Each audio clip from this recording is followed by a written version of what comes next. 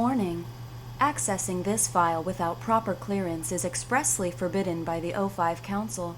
Are you sure you would like to proceed? Please enter identification. Initiating facial scan.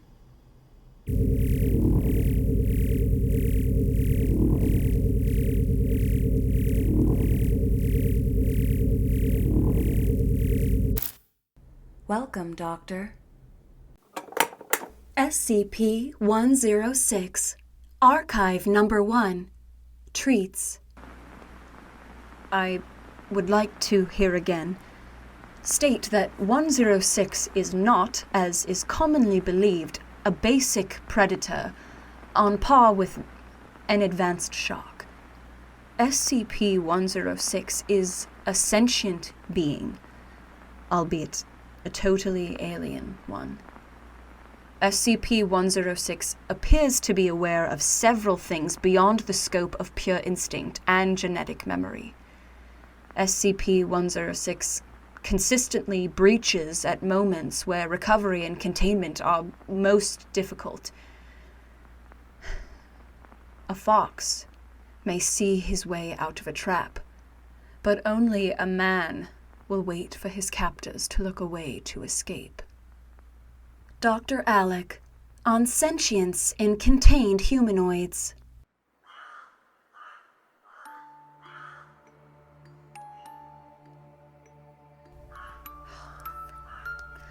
Where the hell is it?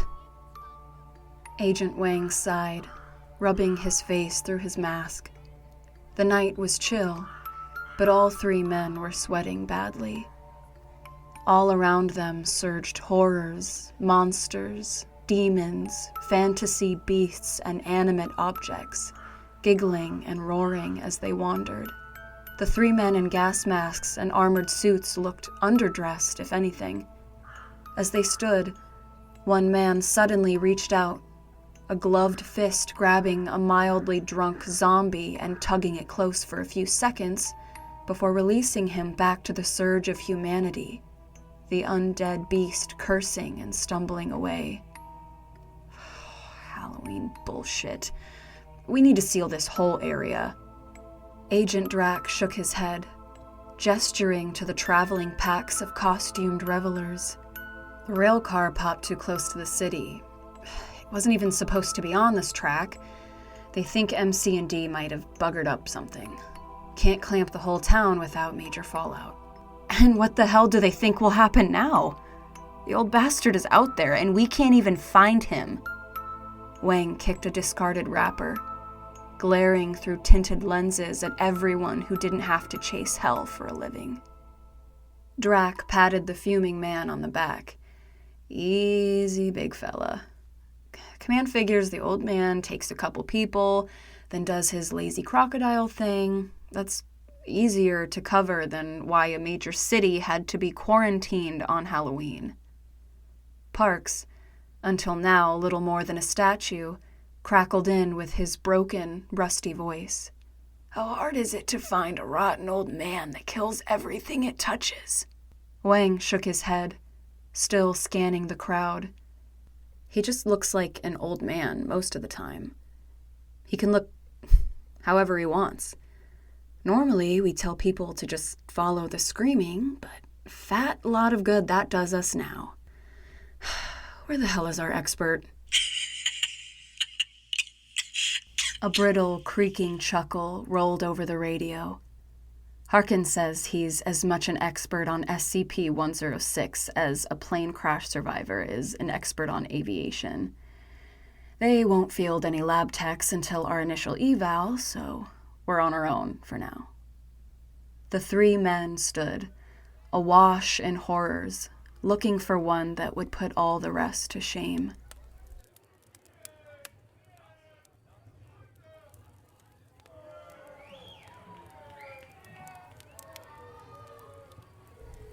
The drunk angel wandered on the edge of the fire. Demons, zombies, and pop culture icons swirled around her, moving like a single mass, before scattering into small clusters and pairs, only to surge back together again. The bonfire seemed to roar in time with the pounding music.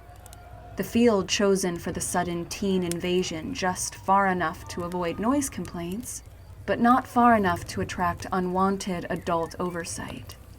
Alcohol flowed, people giggled, and the sharp snap of lowered inhibitions and teen angst was thick in the chill air.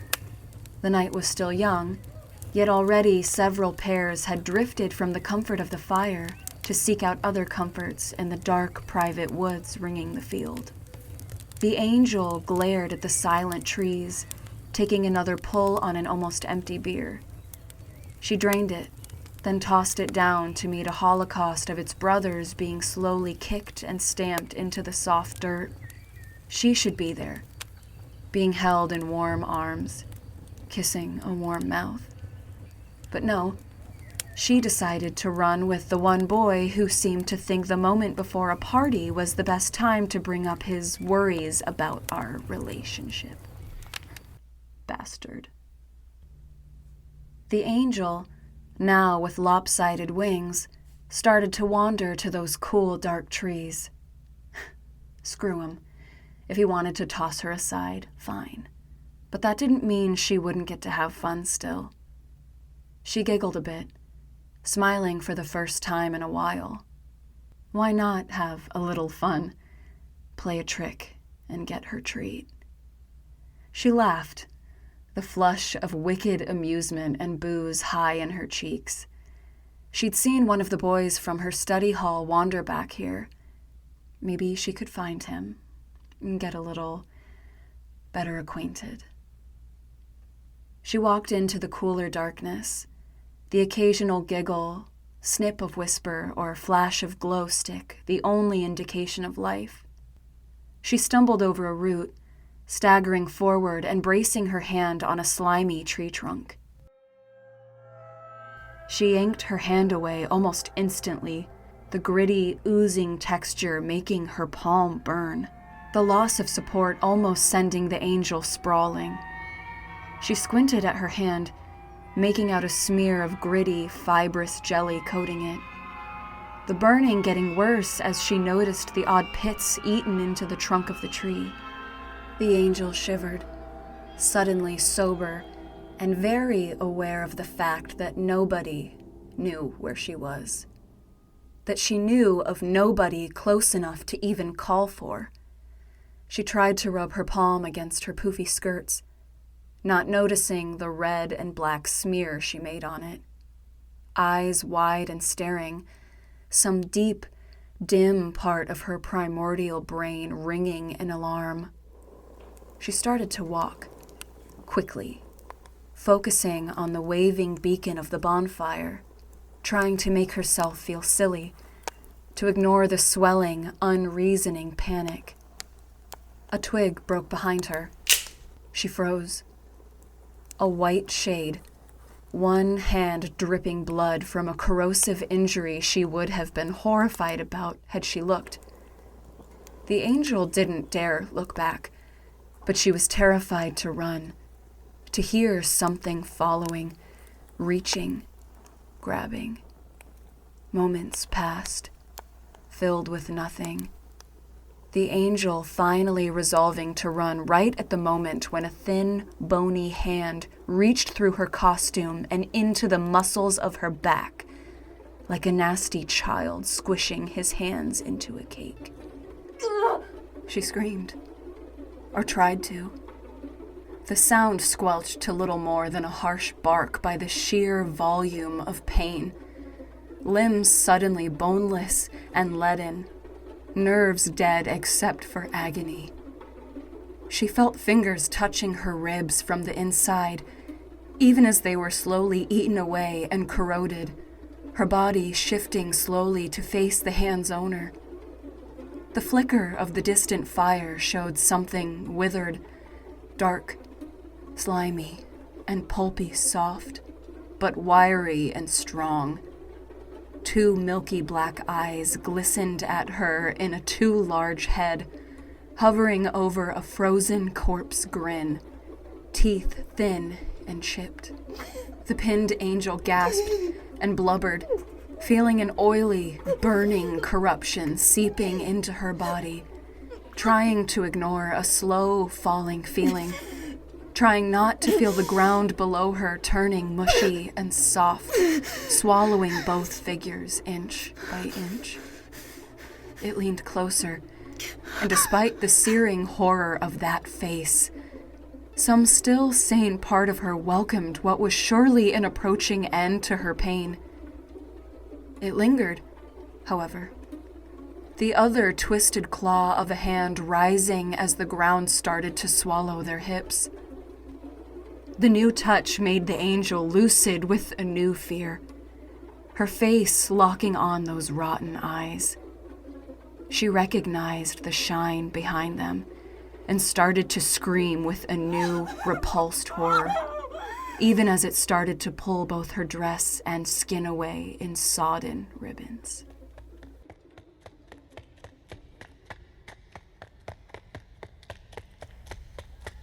Jason ran, lungs burning, trying to yell for help between sharp gasps of air. His Batman costume felt like such a joke now. Running between streetlights, feeling that warm spot of pee on his pants. Where was everyone? It had been so stupid trying to be the big, brave kids and go out alone. And now, he really was alone. And his friends had probably been eaten. He didn't know this for sure. But when the boogeyman dropped out of a tree and started shoving kids into a wall that was suddenly like quicksand, it was probably a safe bet. He hadn't even been able to do anything. Just watch as those long, bony fingers grabbed his two best friends and just yanked them away. Like dolls. Barely screaming before the squishy black wall gulped them up. The boogeyman. It hooked his fingers into David's eyes like Dad had taught him to hold a bowling ball, and Jason was abruptly sick down the front of his costume. The half-digested mass of chocolate looking unsettlingly like the goo that had splattered everywhere, while the tall, lanky, naked old man had landed out of the tree. He stopped, stumbling to his knees, coughing and gagging, wailing out a weak scream for help to the dim night. Help me. It drifted off, unheeded. The boy unable to even sob, too numb with exhaustion and horror, he barely noticed the footsteps until they were nearly on top of him. He looked up, ready to beg whatever adult he saw for help. And then he saw the legs. Thin, black, the feet looking pulpy and flat with age, the concrete under them turning cracked and gooey. Jason looked up more, shaking more and more violently.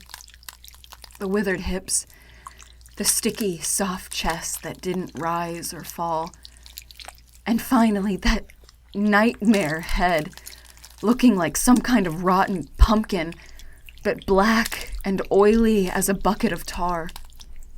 The eyes locked on the boys, as shiny and black as a flashlight in a basement. The teeth parted, some kind of rolling, slimy blackness shifting inside. Jason stumbled back, gasping, trying to scream but unable to even breathe correctly.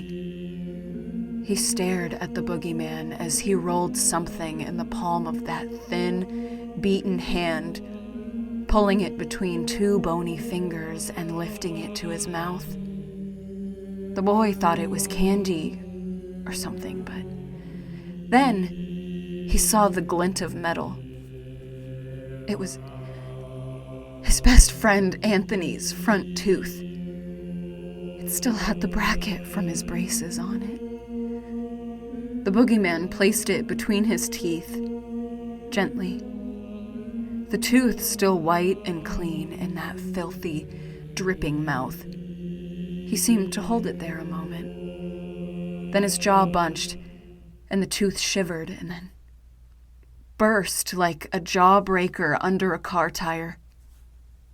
He chewed it twice, then just stopped, still staring at the boy.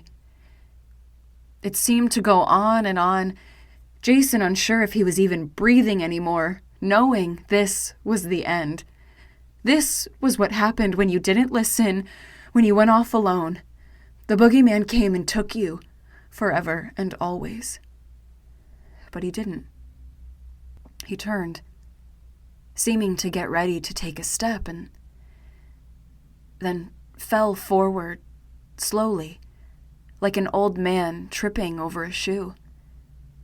The black monster almost hit the ground, but just fell through it like it was made of air. Nothing but a black smear left behind on the concrete and the tiny corroded bracket from the tooth. When they found him, hours later, he'd gripped it hard enough to embed it in his palm.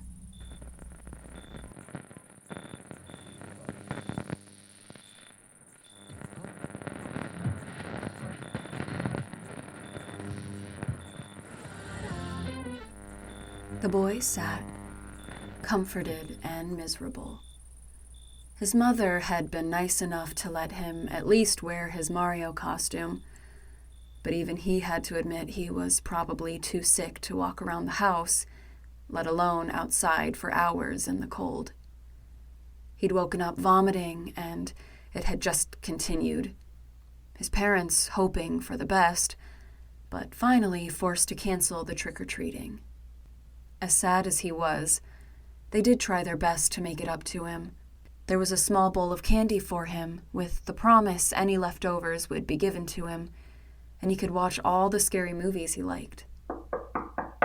Trick or Trick or treat. treat. Aw, such a cute turtle. And what are you, honey? I'm Rapunzel. Well, here you go, princess. Thank you. He hadn't even wanted to help pass things out. It was better to just try and ignore things, just pretend everyone else was inside too. That made it better. He tugged the floppy hat down a bit, trying to convince himself that his tummy wasn't feeling like a hedgehog was rolling around inside. He watched the zombies lurch across the screen, half wishing that the screaming people running for the house were kids from school. Trick or treat. Oh, what a nice vampire. I'm Draculaura. Oh, so fearsome. Here you go. Thank you. He turned up the movie, the slow groans of the walking dead drowning out the happy shouts of the living. The worst was going to be tomorrow, being forced to listen to everyone, watch them eating candy and talking about different houses and adventures. He sighed and swallowed thickly, his stomach doing another slow, oily roll. The boy pushed away the candy he'd been nibbling, suddenly sickened by even the smell. Hello? Oh. Are you with... Oh, God! The sudden rising shriek of his mother made the boy suddenly bolt upright, his stomach clenching even worse, but now totally forgotten. He couldn't see her from the couch, but he could hear noises, thumping and muffled shouts, and some kind of slimy-sounding rustle like sewage over dry leaves. He stood and started to peer around the short wall blocking the entryway, calling with a hesitant voice, Mom. scared of not getting a response, but almost equally so of getting one. He was only a few feet away when the hand whipped around the wall, gripping it tight. It was black-gray and thin, as bony and thin-skinned as his grandmother's, with wide, flat nails gripping the paint hard.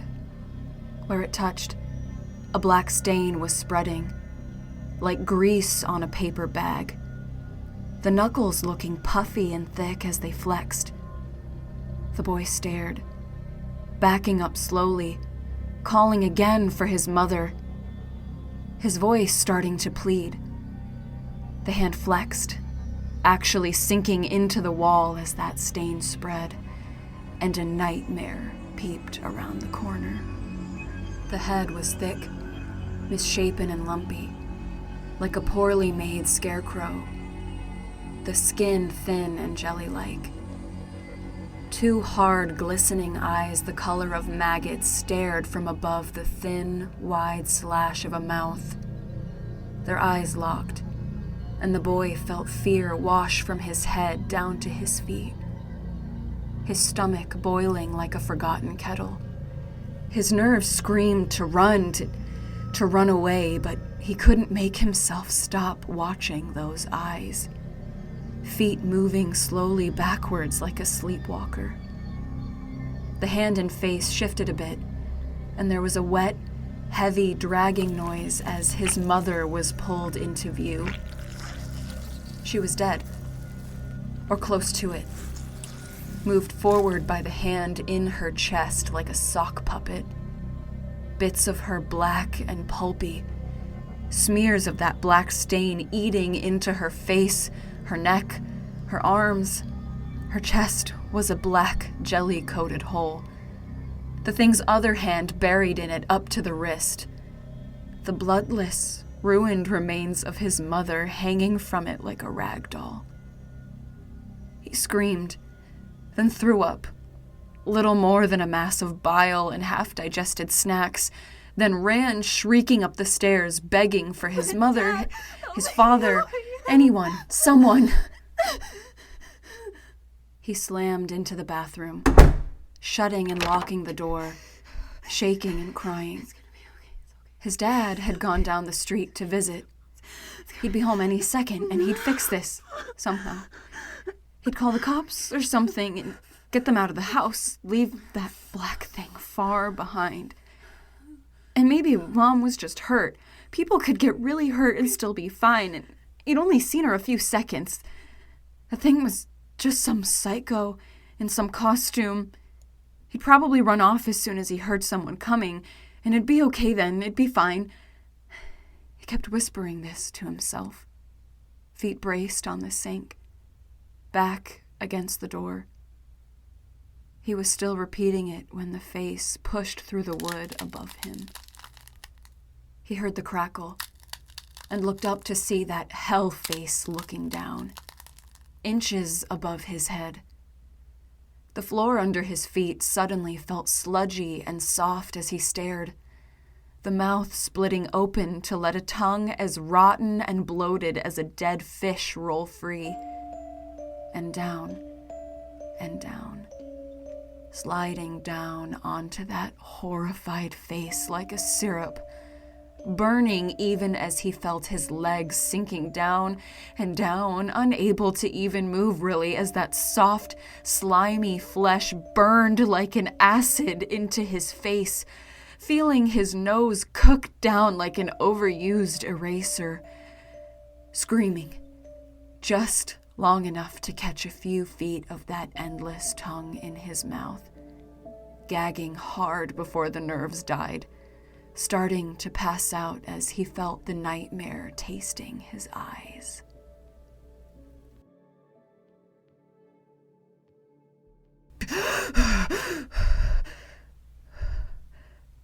Drac awoke, feeling like he'd been sleeping on a pile of rusty car parts.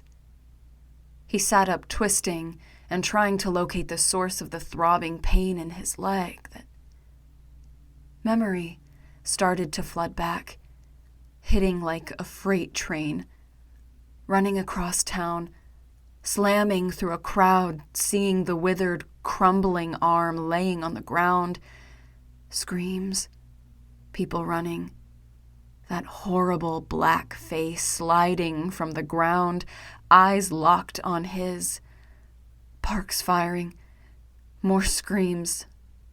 A withered hand reaching, gripping, pulling. Oh, God, no.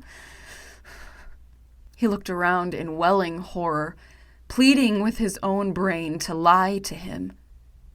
The room was dark, dirty, and low-ceilinged. Tufts of dirt and debris in the corners. The grayish paint peeling in ragged streamers.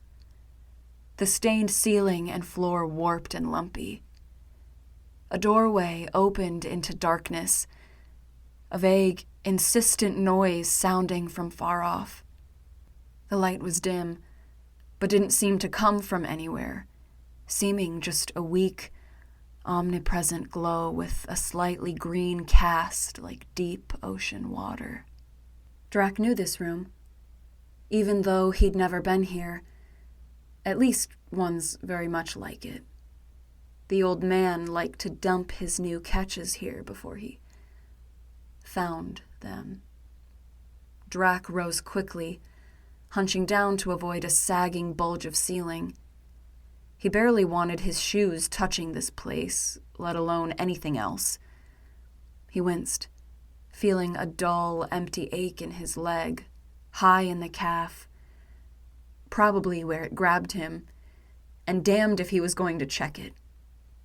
He limped a few steps, making sure it could bear weight, eyes sweeping over every surface. He breathed slow, deeply, remembering the file, the brief. Time was subjective. He could have been out for seconds or weeks.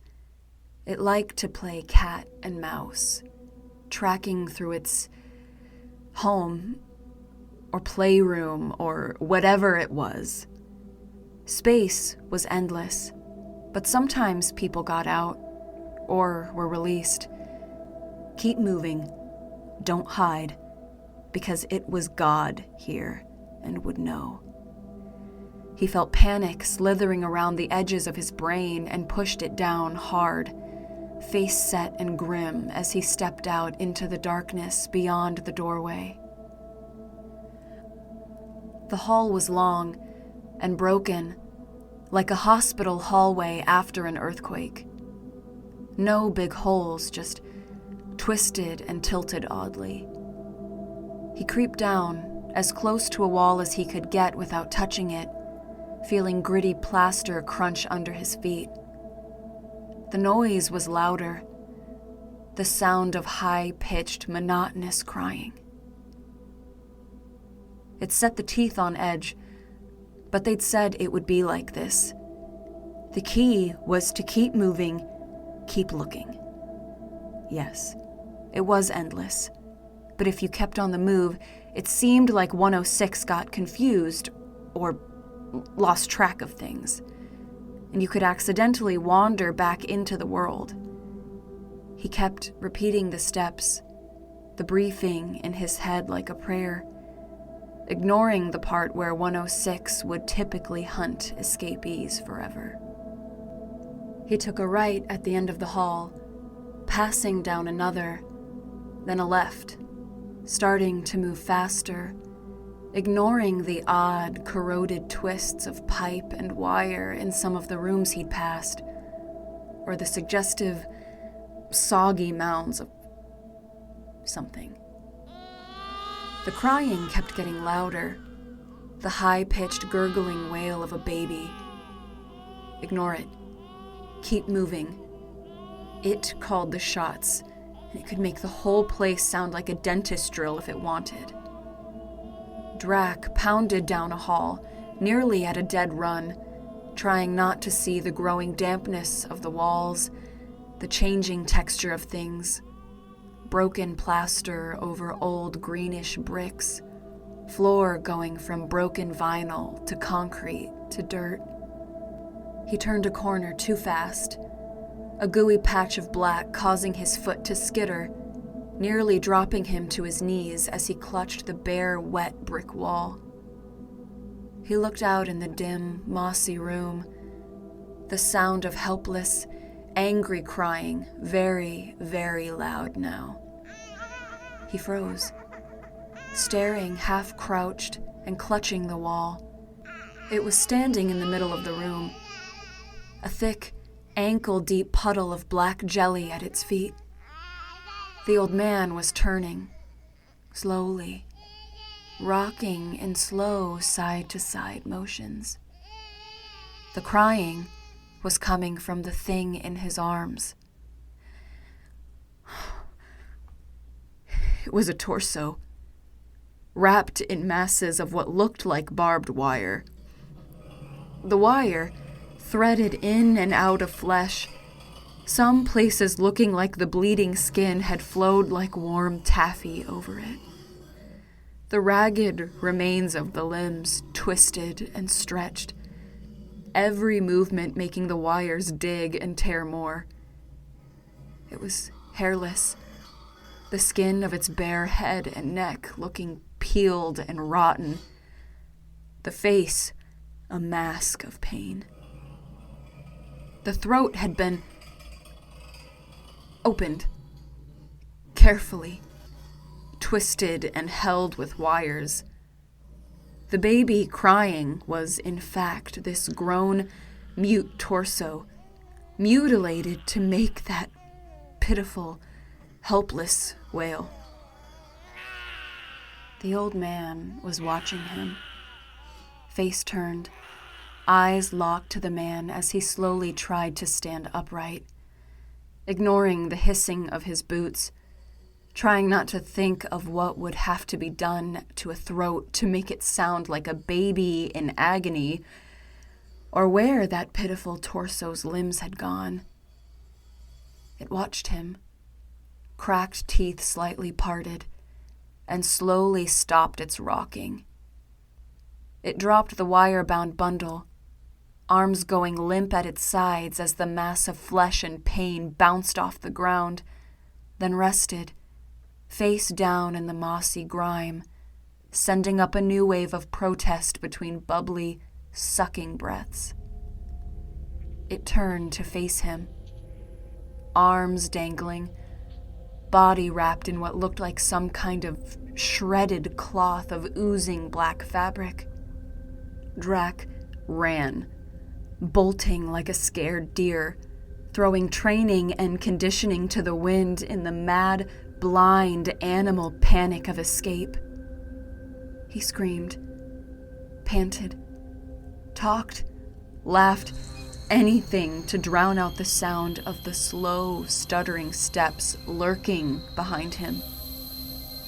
He ran and ran and ran, falling and hitting the ground like he'd been hit by a car, gasping and waiting for the end, muscles throbbing. Then they would start again, those soft, rustling footsteps driving him on and on and on. He didn't know it, but he'd run for 4 days before the old man started taking chunks out of him. Recovery was in the pre-dawn hours with no sun or moon, and went shockingly smooth, all things considered. SCP-106 was found in the middle of a field, making pumpkins sag and burst by squeezing or stepping on them. The team, a man short, was finally reinforced an hour before they caught it, pushing it back to the recovery chamber with the big halogen sun guns, nearly blinding 2 of the recovery crew in their zeal to have the old man back under lock and key. It sat in the cell, without a moment's attempt to try and escape. It sat and did nothing, head tilted, arms and legs limp. One MTF member stated that it looked sated, and was told to shut up in an official capacity. Disappearances were glossed over, murders quieted and made unnewsworthy, urban legends seeded and caressed. Overall, it went well, once the hell was over. Weeks later, an observation tech made a note in the day's log, SCP-106 was observed to suddenly produce a large handful of small white objects, later identified as teeth and finger bones, and set the pile on the floor. It then sorted these objects into what seemed to be random piles, later identified as separated by age of the victims. It then stared at these items for several hours, then recollected them. The significance of this was considered unworthy of contemplation. SCP-106, Archive Number 2, Until Death. She didn't hear it. Not at first. At this time of night, the labs were deserted. The whole of Site-120 was practically empty. Corridors dim and silent. Offices shut. Experimental apparatus crouched in shadowy chambers. There were no anomalies contained on site, so the only people left in the compound were a couple of security staff. And a 63-year-old researcher hunched over a bench full of notes and textbooks, a single desk lamp bright against the lab's enveloping darkness. She had always been wrapped up in her work, her colleagues said. There was no one to go home to. She had been with the Foundation for many years, many late nights like this, engrossed in the calculations and correlations spread in front of her. And so she didn't hear the noise. Not when it started. A soft, crackling hiss from the far corner of the lab. A sound like wet leaves in a fire. Like whispers from a dried-up throat, just at the edge of hearing. It wasn't until she breathed in the smell, faint but thick with rot, that she started from her work, turned, and noticed the sound. The researcher pulled herself down from her lab stool, that familiar stiffness in her hips, an unwelcome reminder of the hours and years she had been in the lab. Absently, she pushed her glasses back up and peered across the darkened room. The noise was still there. A few seconds of listening failed to resolve it into anything readily explainable. She had taken 4 steps across the lab when the lamp behind her blinked out. Swallowed in darkness, she froze. The noise had gone. Her breathing had grown rapid and shallow, and she forced 2 deeper breaths before taking out her phone and switching on the torch. After a moment's hesitation, she turned back to the workbench to see what had happened to the light. As the torch beam swung, the first thing she registered was that there was something different on her pile of work. Something foreign, dark, wet, bloody. Her brain caught up. It was a human kidney, complete with ureter and a tangle of blood vessels. It glistened in the torchlight, a crimson stain seeping into the paper beneath it. Her throat grew tight. The noise started again. It was thicker somehow, moist. She looked over her shoulder, indecisive. Her brain was blank, reacting without thinking.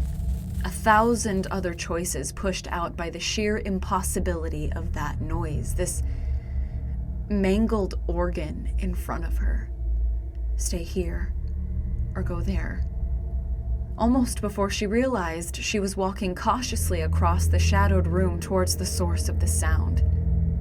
The torch lit up the back wall of the lab, a corner behind the mass spectrometer. A black smear had spread across it, the paint and plaster bubbling and flaking in a slow roil. The whispering sizzle was louder, and the air was heavy with an oily stink of decay. Close to, she could see the surface of the wall had softened, sagging in wet bulges. She hesitated. The hand shot out of the wall faster than thought. Its fingers were broad and gray, sticky with black mucus, grabbing her forearm. Instantly, her lab coat started to melt, and as she yanked her arm away, the sleeve tore off, disintegrating.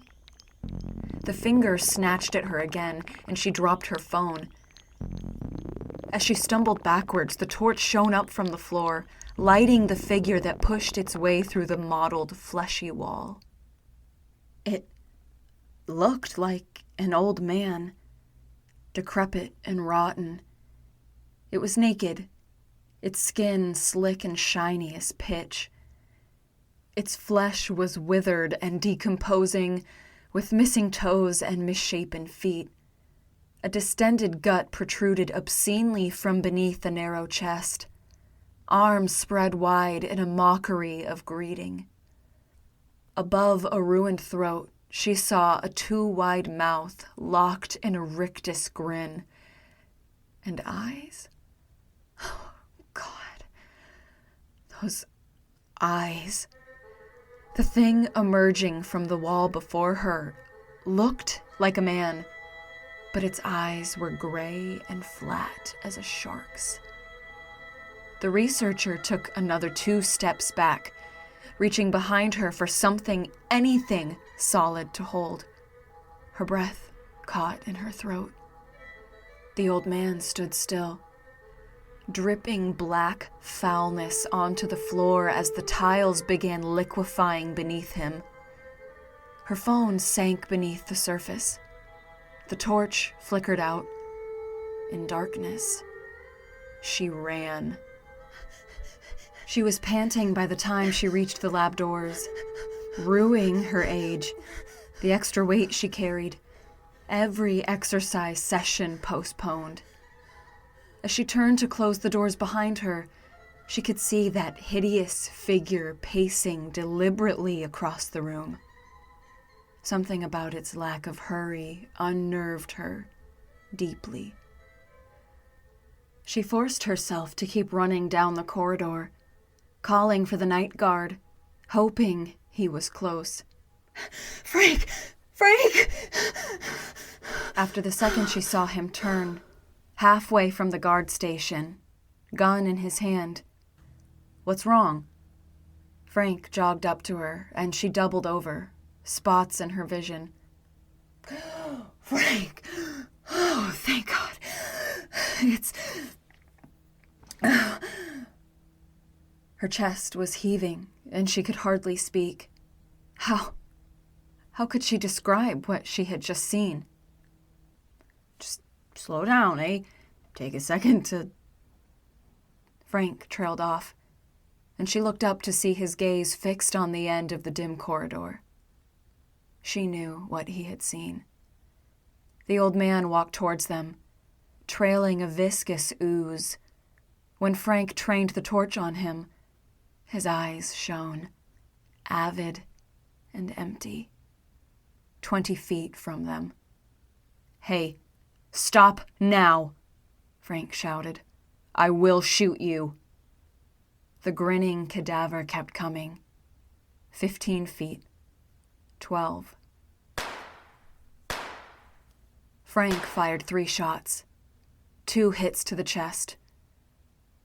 The old man stopped, gradually crumpling forward. The researcher let out a breath. The glistening corpse sank into the floor, swallowed by the slime it had generated. She felt sick with shock. "What was that?" Frank started towards the blackened floor, but she held his sleeve.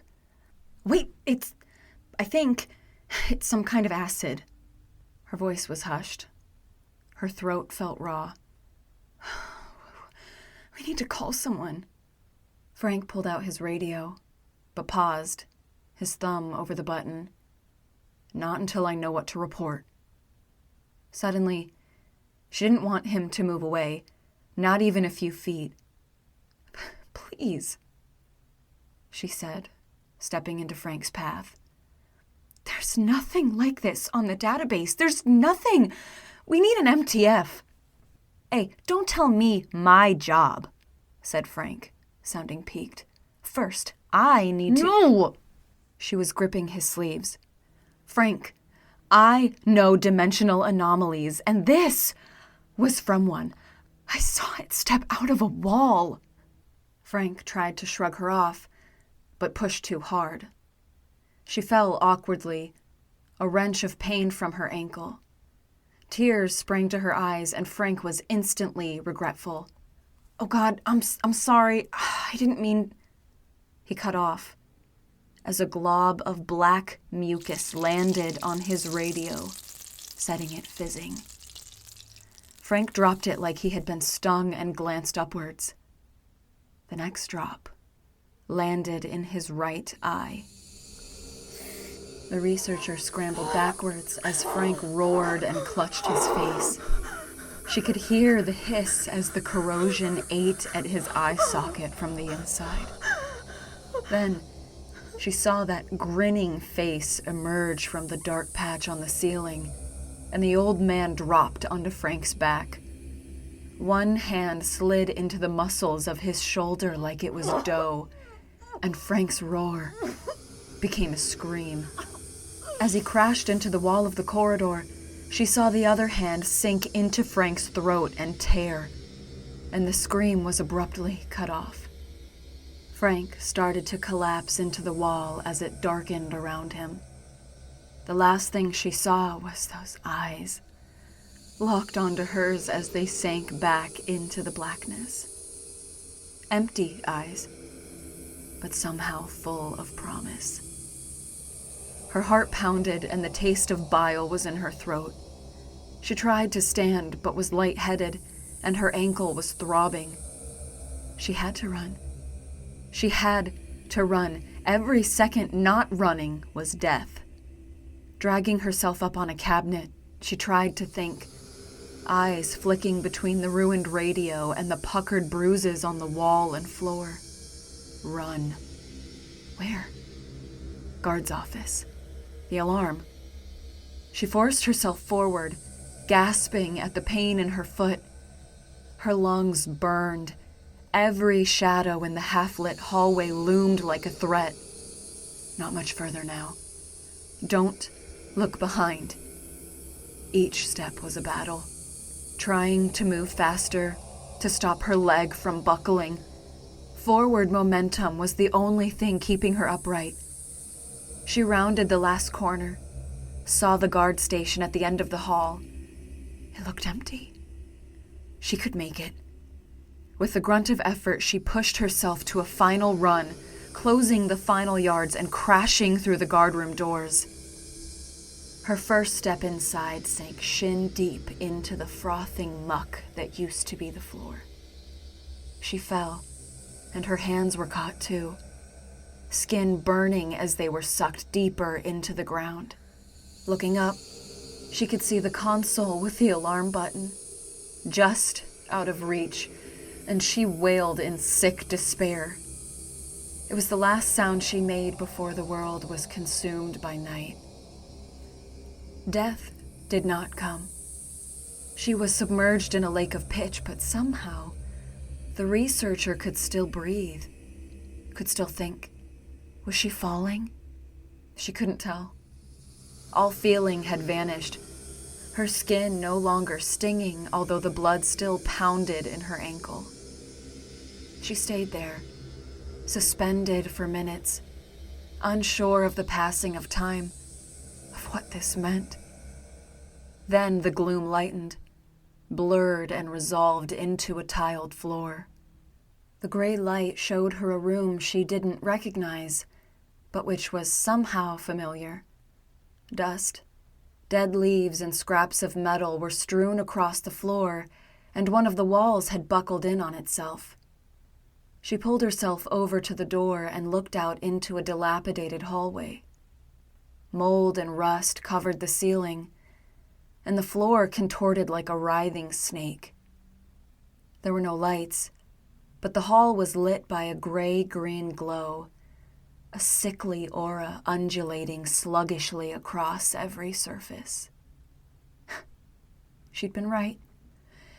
It was a dimensional anomaly, probably controlled by that thing. The researcher felt desperate. Probably it had made this place, or had lived here for years, so it would know every inch. But if she had fallen into it, that meant there was a way out. She just had to keep moving and she would find it. She limped into the corridor, clambering over collapsed furniture and wiping plaster dust from her hands. The familiarity of the place snatched at her thoughts, but she tried to ignore them. Keep going forward. Look for an exit. Don't think about what might be behind you. Don't think about Frank. Don't think about that grin. Those eyes. A metallic buzzing grew louder, and she realized that it had been there since she arrived in this place. She tried to move faster. A gust of wind blew around her.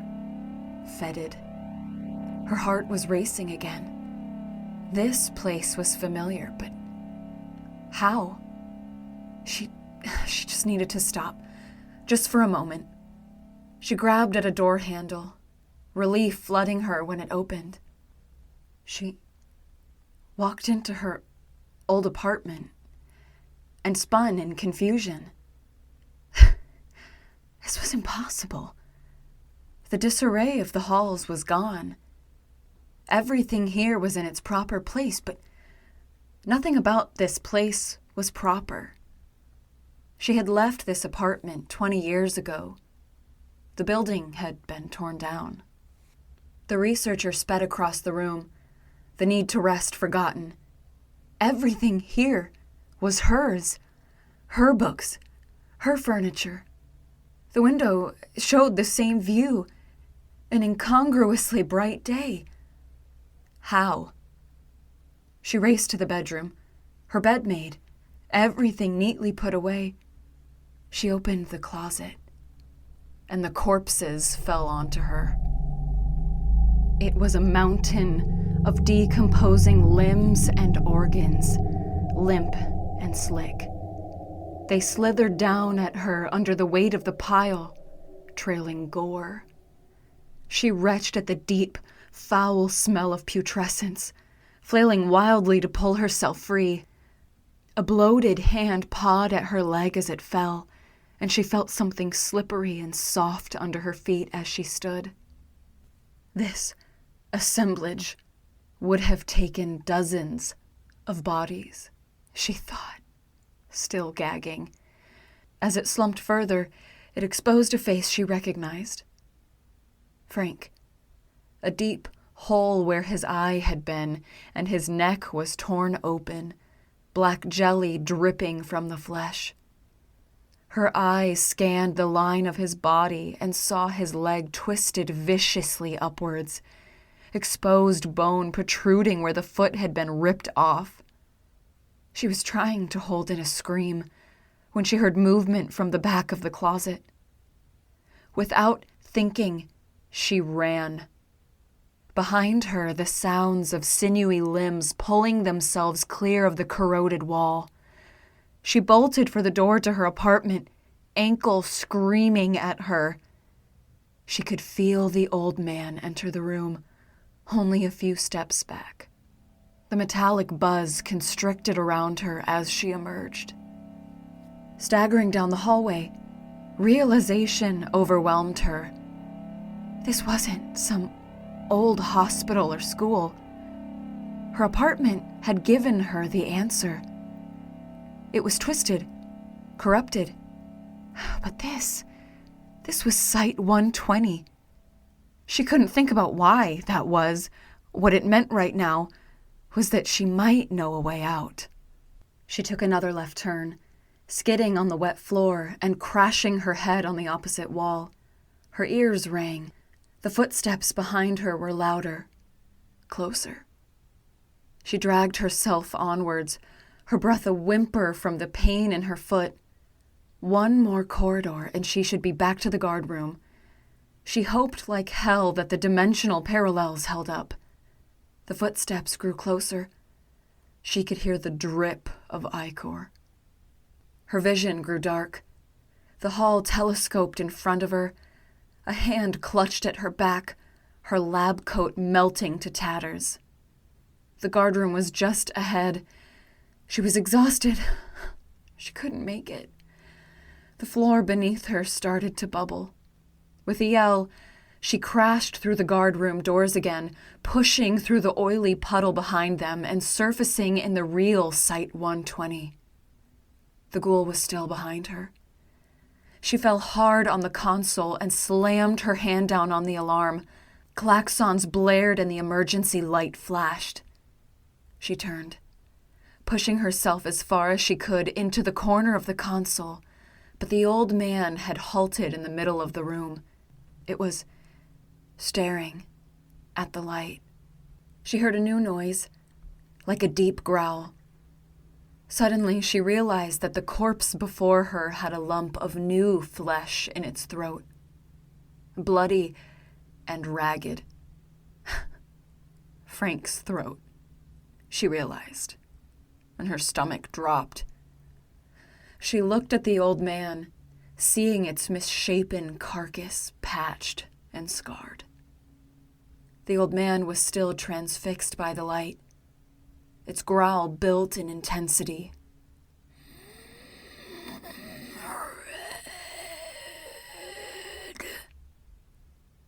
Her mouth went dry. The thing looked at her with its dead eyes.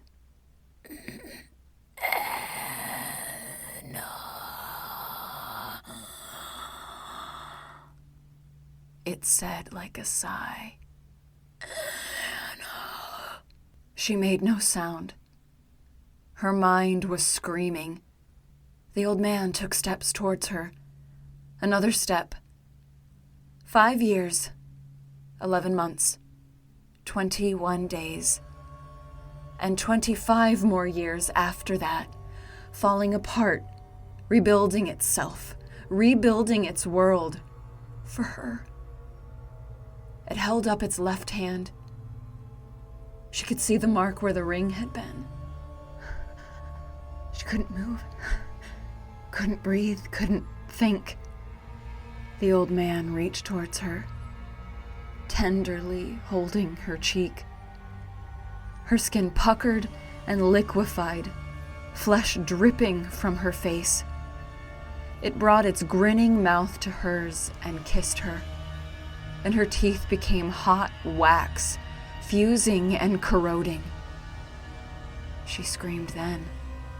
The old man pressed his kiss harder into her open mouth, his swollen gray tongue melting hers and filling her throat with molten muscle and caustic jelly. The last thing she felt was the weight of the two of them, sinking into the floor, locked in a final, burning embrace.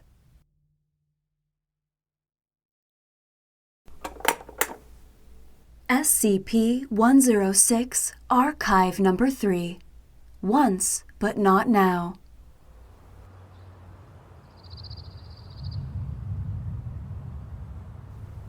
Sometimes, when he closed his withered eyelids, the old man could see the prairies of his youth, the moonlight grasses, feel and hear the gentle whiskers of the wind against his flesh. But that had been long ago, hadn't it? Sometimes, when he dreamed, he would forget that he was old and leap through those fields, shrieking with the elemental joy of existence. There were others there, young, like he was in the dream, their faces blurry but so heartbreakingly familiar. It felt wrong to have forgotten them. Then he would wake again and see the corroded metal walls of his prison. Technically, he was not bound in this cell. He could leave at any time, he just had to get up and walk out. But beyond, the world had changed into something lunatic, too bright, too complex, as though it had been designed to confuse and daze him. Burning white lights, random surfaces at dizzying intervals, so that the air seemed to drown or choke him. It had not been this bad when they had first brought him to this dismal place. Or perhaps it was he who had changed, his faculties dispersing themselves into the suffocating walls. So, here he stayed. He would try to take refuge in fantasy, losing the present as he had lost so much of the past. But those open prairies were becoming harder and harder to call up of his own volition. Instead, he found himself walking endless, twisted corridors, doors sagging with decay and dark, damp mold dripping from the ceiling. He wondered whether it was the ruin of his own mind he was imagining. He had been young once, he thought. He remembered his mother and siblings, though. In his mind they had become mixed with his children, and how they had played amongst the trees and in the open prairies. He had been taught how to hunt. In those days, prey had been plentiful. No, not plentiful, he thought, but easier to catch. His mother had brought him an old, tattered one alive to show him how to hunt, and he and his brothers and sisters batted and clawed at it until it shuddered and expired. Did it think? He wondered. Did it feel? Did it understand it was old and could no longer defend itself? Even then, his tribe had not been large, never more than 20. In those days, the prey were different. Their bones were long and thick. They had ridges over their eyes, and they wore the skins of other animals. Their teeth and claws were barely a threat to the long arms of his tribe. But sometimes they had other teeth made of stone they could hold in their hands, sharp, glittering things that tore your flesh. Then, the prey had changed. A smaller, scrawnier sort of prey with more stone teeth than the others, so that at first the tribe still hunted the boneheads. The thinner prey hunted the boneheads too, though not for food, and between them, the supply dried up. This new sort of prey was harder to hunt and catch, even back then. They sealed themselves away in burrows which gave way to hives, with the horrible crisscrossing branches exactly perpendicular to each other that made his tribe's eyes water and their stomachs heave when they looked at them. And they had the burning light, like lightning but contained in a bundle of sticks. Still, they had prospered. He had found a mate. He found that if he tried hard, he could recall the curves of her body as they lay together, and had children who ran wildly over the plains like he had. But the prey had grown even further entrenched, and it seemed the more the prey swarmed together, the harder it was to get inside, to skip over into the twilight world that let them move through the walls and floors of their hives. They ringed their hives with running water. The first time he had burrowed into that, he remembered the mind-consuming movement, a taste of what the whole world would become. How had he been captured? He thought for a moment that he could no longer remember, until the outlines of a narrative suggested themselves to his mind. Was it true? Who could tell? He had been alone, perhaps for decades, the last member of his tribe.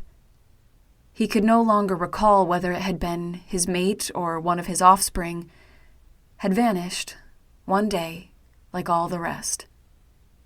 He sometimes entertained himself with the thought that she was still alive, then wondered what that meant. He would not wish this disintegration, this incomprehensible confinement on her or any member of his tribe. He thought he could remember waking one day and feeling hungry, more hungry than he had ever felt in his whole existence. He had roused himself from near hibernation in the tree where he lived and descended. The prey's hive nestled in the shadow of a hill on the far side of the lake the old man remembered being far larger in his childhood. The prey drank it, he had realized one day long ago, and in their teeming thousands had depleted it. When it was dry, the prey would be gone, and then what would he do? He had approached, moving over and through earth they had pockmarked with their tall gold seed, leeching the life out of it. The hive was bigger than he remembered, and more dazzling. The luminescence the prey produced to light their way through the night had once belonged to his tribe, catching off big, flat, reflective surfaces that seemed profoundly unnatural. Just one, he thought. He just needed one of them, then he could sleep again. He would find one of the caves the prey made under their hives and sleep. He shivered as he passed through cold, yellow light. Here at the edge of the hive, they still had open areas around each burrow, though they had grazed the grass so thoroughly there was almost nothing left. He remembered seeing one of them, small, tender in his mind's eye, and the old man drooled. He had watched it for days, waited for a moment when it left the safety of the pack. These days, precious few moments, they guarded their young so fiercely. Then, while it was running near its burrow, he took it, long arms closing around it and fingers searing into its flesh. A twist, practiced many, many times, and it was gone.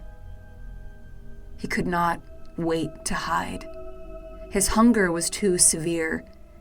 His remaining teeth were already gnawing at the soft tissue of its nose and ears, even as he hugged the small body to him and shrank into the shadows of the tree line. Then the light. Then the pain. The prey had found him hours later, eating what was left of the infant, and shone their brilliant light into his eyes. Blows fell on the old man, crushing him. He felt something pop in his arm. Something shining was looped between his wrist and the tree, and they went away. He tried to retreat to the fields in his mind, but the cold iron kept him there. He had found a way to escape it, later, but that was after they had put him in the cell at the center of the maze. Then, the white coats had come and taken him away, and the lights had grown brighter, and the pain more intense. No food. No food. He was dying, he thought distantly. Starving, one day at a time. When he had been young, he had seen an old man die of starvation. He had killed another member of the tribe, and no one would share their food with him. His limbs had hollowed out, and his skin had become like a dried leaf. For a long time, he had hoped that others of his kind would come and find him, save him from this humiliation. But they would not relieve his hunger, he knew. They would not share their food with him. He had become that old man, and he had committed sin. He could not remember the reason he had fought the larger male. Times had become hard, and prey was scarce, and the other male had failed the tribe.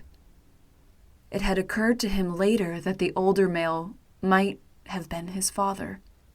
The old man remembered the onlookers, faces blurred and shifting, watching as he pummeled the larger male to the floor and put his hand in the other's skull and moved his fingers until there was no life in there anymore. But he had done no better, and his people had grown thinner and left him one by one to find richer hunting grounds elsewhere. And now he was alone. And as the years went by in the metal cell, he began to think an awful thought. I am the last. Once, these bewildering creatures in white coats would not have confused him. His mind would have been sharp and clean, and he would have navigated the horrible labyrinth outside his cell. Once, but not now. Now he wandered alone in the crumbling steel darkness, the pain from his stomach overwhelming what was left of him. I have lost everything, he thought. I have lost everything. He twitched as he realized that in his distress, he had drifted further from his cell than he ever had before.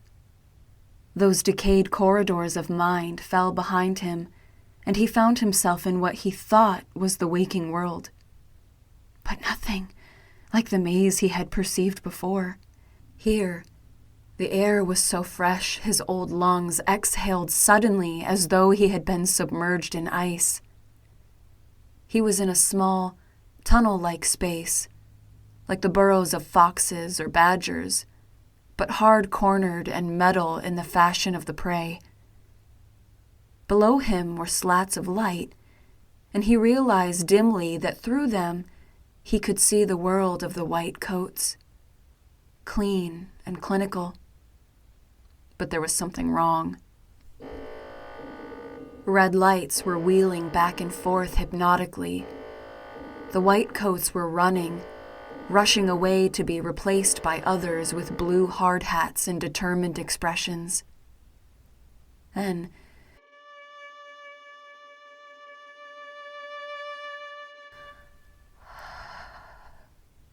he smelled it.